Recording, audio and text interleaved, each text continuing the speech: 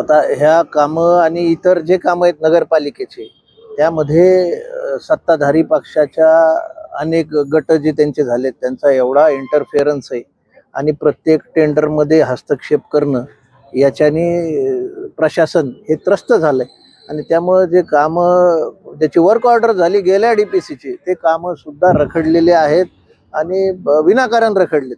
त्याला काही कुणाचं अडथळा नसल्या तरी हे लोक काही कामं होऊ देत नाहीत.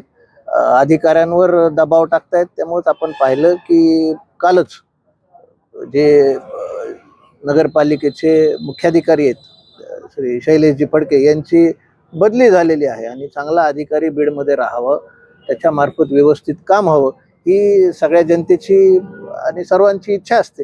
पण अशा प्रकारे बीडमध्ये काम होत असेल तर चांगले अधिकारी इथून पुढे टिकणार नाहीत, यायला तयार होणार नाहीत आणि आपल्याला काम सुद्धा गतीने होत झालेलं व्यवस्थित झालेलं हे पुढच्या काळात बघणं अवघड होईल.